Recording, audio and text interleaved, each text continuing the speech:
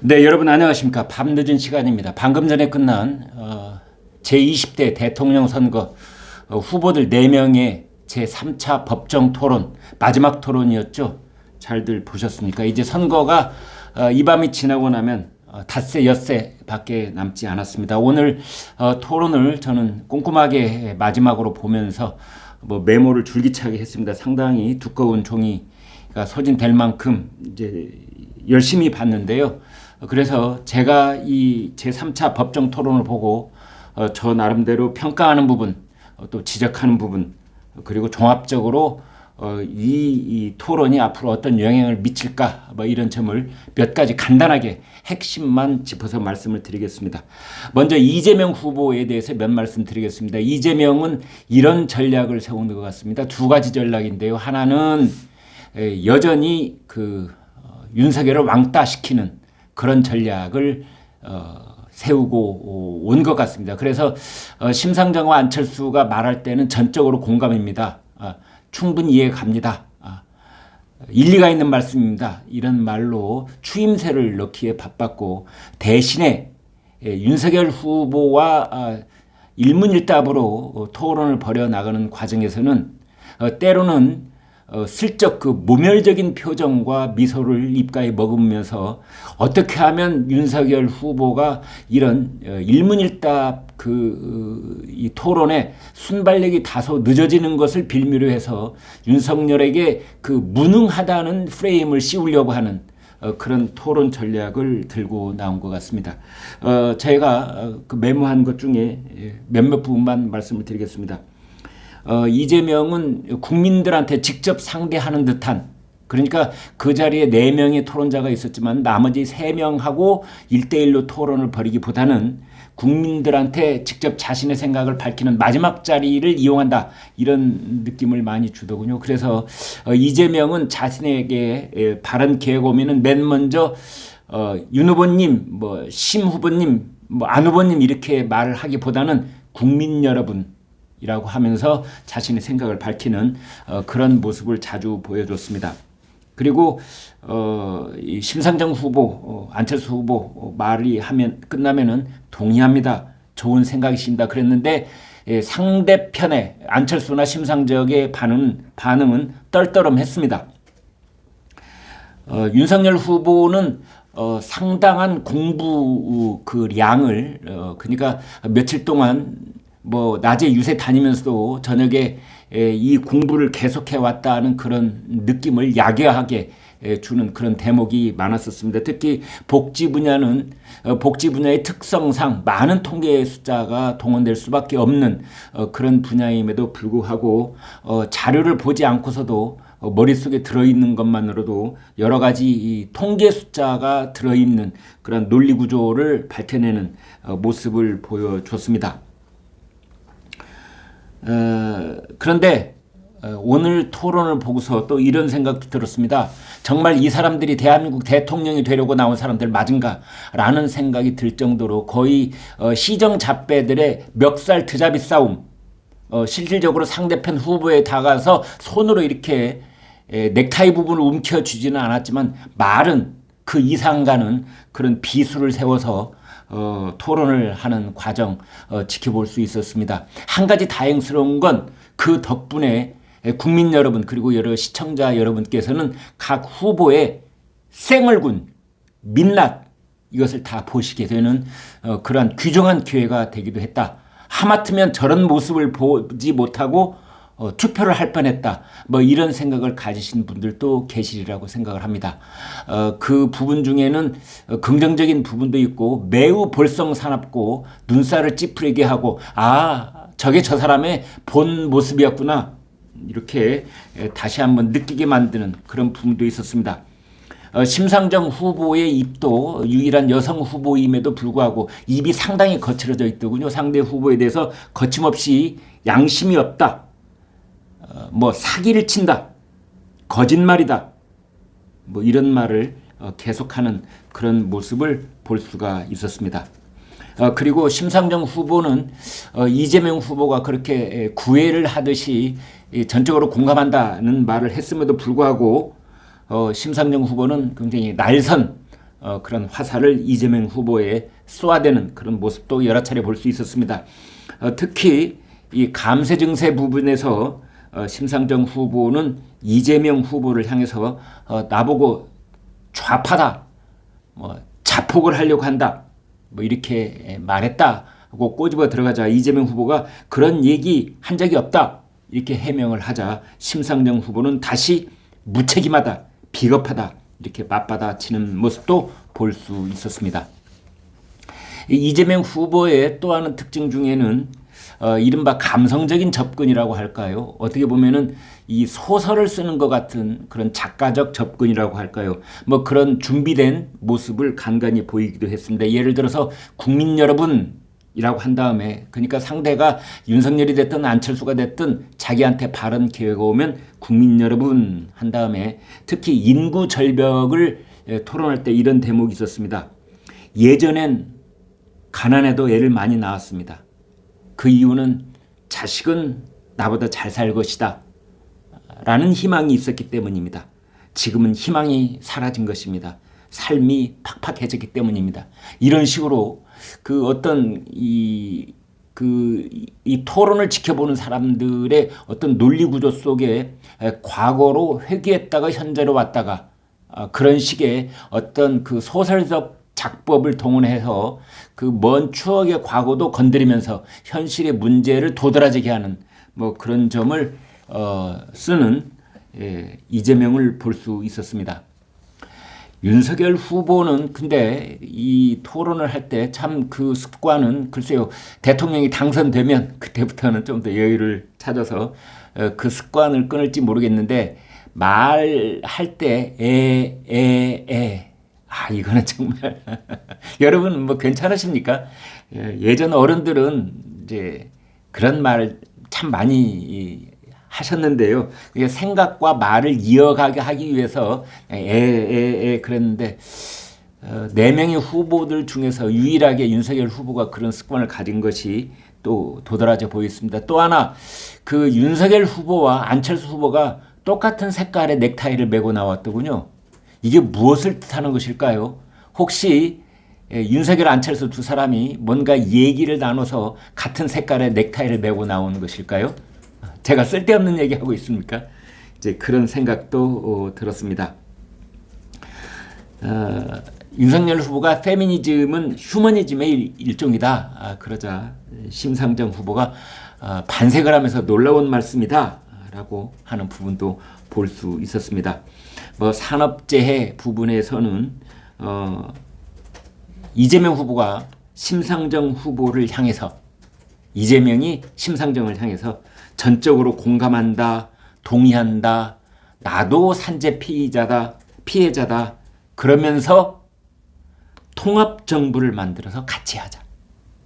아마 오늘 이재명 후보가 저녁 제3차 법정 토론에서 가장 강조해서 하고 싶은 말이 통합해서 같이 하자 이런 얘기일 겁니다. 윤석열은 빼고 안철수, 심상정, 나 이재명 셋이 통합해서 같이 하자 이제 이런 얘기를 했는데 심상정 후보가 아주 매밀차게 쏘아붙이더라고요. 180석 가지고도 안 했던 민주당이 나는 신뢰하지 못합니다. 그러자 또 이재명 후보는 이재명 정부는 다르다 이렇게 말을 이어가는 부분을 볼 수 있습니다. 중대재해처벌법을 두고 심상정, 윤석열 두 사람이 또 치열하게 맞부딪히는 그런 모습도 볼 수 있습니다. 산재 사망으로 1년에 몇 명이나 죽는지 아느냐, 산재 사망자가 몇 명이지 않느냐. 그러자 윤석열 후보는 약간 더듬거리면서 자료를 본 적은 있는데 기억이 나지 않는다는 식으로 얘기를 하자 심상정 후보가 2,000명쯤 된다 이러면서 얘기를 하고 윤석열 후보가 이제 그 산재 사망자의 그 수사에 대해서 그 수사를 했던 경험을 가지고 얘기할 때는 굉장히 유창하게 자신의 생각을 아주 설득력 있게 그런 펼쳐 보이는 그런 대목도 볼 수 있었습니다. 또 안철수 후보와 이재명 후보 때는 역시 이재명 후보가 안철수 후보에게 아주 적극적으로 추임새를 넣더군요. 훌륭한 지적이십니다. 매우 놀랍습니다. 적절하십니다. 훌륭한 지적입니다. 저도 똑같은 생각입니다. 이제 이런 대목 볼 수 있었습니다. 오늘 그 2시간 동안에 걸친 TV 토론에서 가장 뜨거운 부분은 후반부에 나왔습니다. 그 마지막 주도권 토론 때, 그때 이제 안철수와 윤석열 후보가 처음으로 가장 뜨겁게 맞붙었는데요. 탄소 중립에 관한 얘기입니다. 여기에서는 안철수와 윤석열과 안철수가 거의 단답형으로 주고받듯이 가령 이런 겁니다. 탄소 중립이 중요하다는 거 알고 있느냐? 윤석열 그렇다. 안철수 어떤 방법이 있느냐? 윤석열 에너지 믹스가 있다. 안철수 그걸로 다 가능하냐? 윤석열 신재생 에너지도 있다. 안철수 잘못 알고 있다. 5가지나 된다.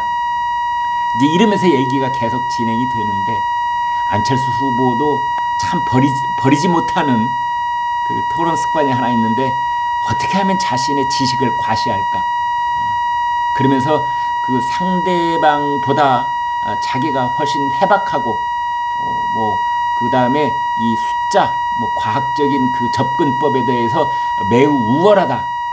그것을 조금이라도 도드라지게 말하지 못하면은 큰일이라도 날 것처럼 매 대목마다 상대편한테 뭘 물어보고 이것도 모른단 말이지 나는 그거에 곱하기 10배쯤 많이 알고 있거든 이런 식의 그 토론법 이거를 지난 1차 2차 때도 많은 분들이 저게 그 시청자들에게 공감을 얻는 데 도움이 될까 이렇게 고개를 갸웃하기도 했었는데 안철수 후보는 이 마지막 토론에서도 그것을 계속하는 그런 모습이었습니다.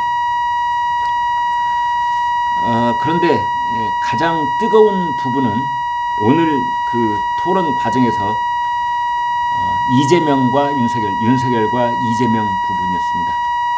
이재명 후보가 윤석열 후보에게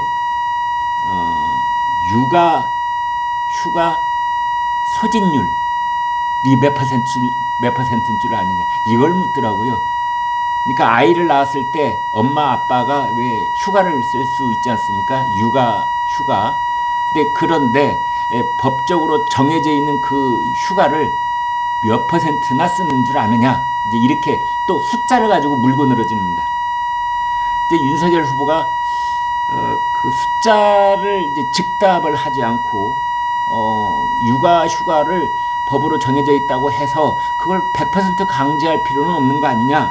이제 이런 식으로 얘기하고 육아 휴가를 보장한다고 해서 100% 그것이 출산율 제고에 그 핵심적인 어떤 영향을 미치는 건 아니라는 식으로 얘기를 했는데 이재명 후보가 어떻게 보면은 좀 예의에 벗어나게 물고 늘어지듯이 아주 그 뭐랄까요 좀 모멸차게 묻더라고요. 질문 다시 하겠다.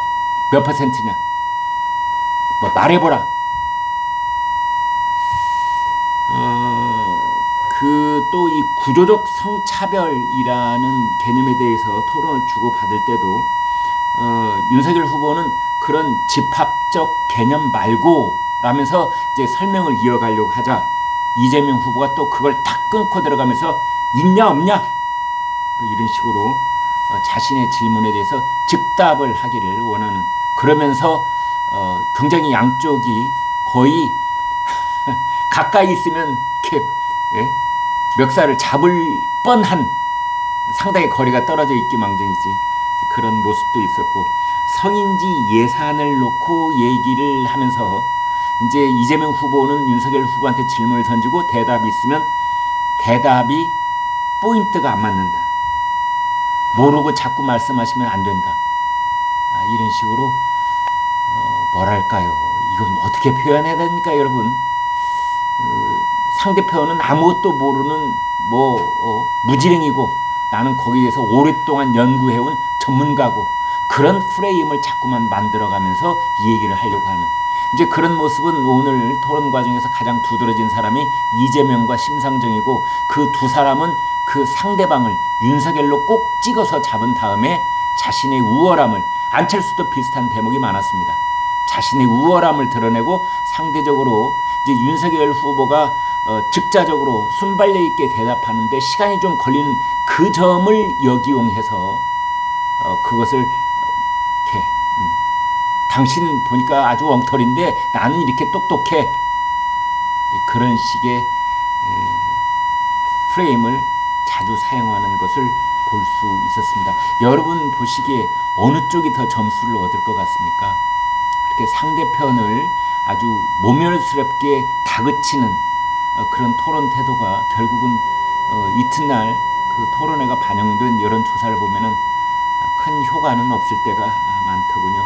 아무튼 심상정도 성인지 예산을 갖고 윤석열 후보에게 잘 모르는 것 같다, 황당하다, 옆에서 그런 거 코치해 주는 사람도 없느냐, 그렇게 말씀하시면 안 되지요, 뭐 등등 이런 식으로 몰아붙였습니다.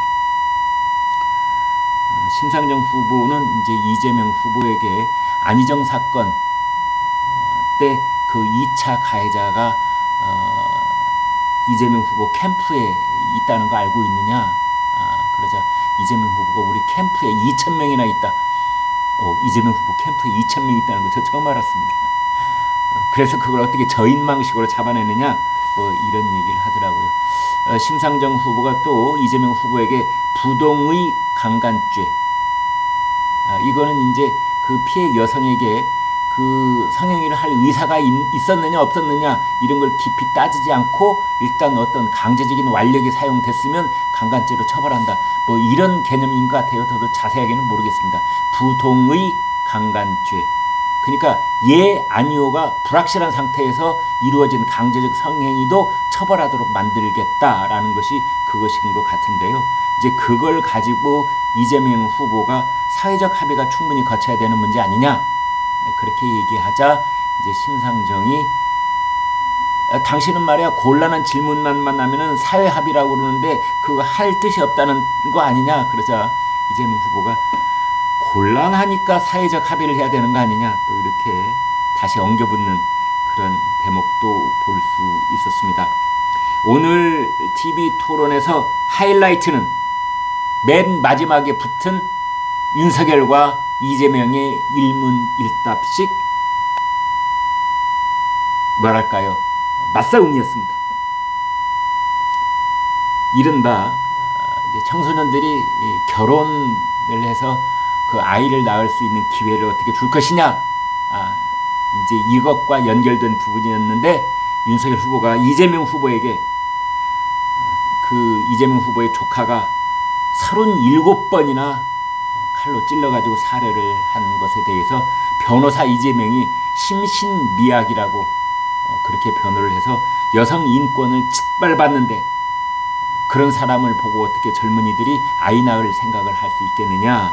그러자 이재명 후보는 이제 변호사로서 어쩔 수 없는 일이었다라고 하면서 저의 부족함이 있었다, 사죄의 말을 드리겠다 라면서 이제 윤석열을 다시 한번 내려치는 그런 모습이 있었습니다. 페미니즘과 그 변호사로서 해야 될 일은 상관이 없는 것이었다, 분리해서 말해달라. 그러자 윤석열은 여성들도 그렇게 생각할지는 의문이다, 이제 이러면서 윤석열 후보가 대장동 게이트를 들고 나옵니다. 지난 일주일 동안 대장동 게이트의 녹취록으로 이재명 후보가 거기에 깊이 연루되어 있다는 녹취록, 그 다음에 검찰에서의 대장동 일당들이 해놓은 그 진술 조서, 여기 이제 여러 대목이 나왔는데 그거를 다 일일이 거론을 하면서 이런 사람이 대통령이 된다면 젊은이가 어떻게 꿈과 희망을 갖고 결혼도 하고 아이도 낳을 수 있겠느냐라는 식으로 연결해서 묻더라고요. 그러자 이재명이 대답하기를 벌써 몇 번째 울고 먹냐, 이제 그런 식으로 얘기를 하고, 이제 그 두 사람이 감정이 격해지자 윤석열 후보가 어떤 경우에도 냉정을 유지하고 말을 좀 가려서 하는 모습을 보였었는데 오늘 밤에는 이재명을 향해서 이거 보세요, 이거 보세요, 이렇게 한마디 하더라고요. 이제 이재명은 특검을 동의하느냐 안 하느냐, 그러자 윤석열이 정치 보복을 숨겨놓고 한다는 거 그게 말이 되냐, 그러자 이재명은 내가 한다는 게 아니다 뭐 이런 식으로 했는데, 아무튼 이렇게 서로 일문일답으로 드자비 싸움이 계속이 됐습니다. 윤석열 후보가 이재명 후보를 향해서 부끄러운 줄 아세요 라고 질타를 했고, 이재명 후보는 국민 여러분 보세요 누가 몸통인지 이렇게 또 얘기를 했습니다. 아무튼 전체적으로 봤을 때 몇 가지 요점을 제가 말씀을 드렸는데, 이재명 후보는 심상정, 안철수에게 통합정부 같이 참여해서 오늘 토론 과정에서 나온 우리가 서로 공감하는 부분에 대해서 함께 하자. 그러니까 이재명은 심상정, 안철수에게 함께 하자 이런 거였고, 상대적으로 윤석열 한 사람을 집중적으로 공격을 하는 이제 그런 모습으로 준비를 많이 한 것 같았습니다. 그래서 그 어떤 통계 숫자를 달달달 외우고 있어야만 가능한 답변들로 질문을 주로 던지고, 거기에 대해서 윤석열 후보가 머뭇거리면 매우 모멸한 듯한 표정으로 이제 윤석열 후보를 그 뭐 인간적인 측면에서 이렇게 깔아뭉갠 듯한 뭐 그런 모습까지도 서슴지 않고 보여주는 대목들이 많았습니다. 이런 것에 대해서 시청자들께서 어떻게 생각을 하실까? 뭐 그런 부분도 눈에 띄었습니다. 아무튼 여러분 재밌으셨죠? 특히 후반부 재밌으셨죠? 네, 각 후보의 본래의 성격, 본 모습, 민낯, 저 모습 못 보고 투표하면 어쩔 뻔했어 라는 생각이 들 정도로 모처럼만의 마지막 토론이어서 그런가요? 후보들이 그 가면을 벗고 생얼굴을 드러낸 그러한 자신의 본 마음과 말투 이런 것까지 다 볼 수 있었습니다. 여러분 오늘 TV 토론 보고 후보를 바꾸셨습니까? 아니면 내가 지지한 후로 그 후보가 진짜야 오늘 다시 한번 확인 이렇게 드셨습니까? 아니면 대선 후보 아유 정말 대선 후보 저렇게까지 해야 돼 뭐 이런 생각이십니까? 네, 밤 늦은 시간인데요. 여러분 같이 관심 갖고 지켜봐 주셔서 여러분이 애국자이십니다. 고맙습니다. 구독, 좋아요 부탁드리겠습니다. 안녕히 계십시오.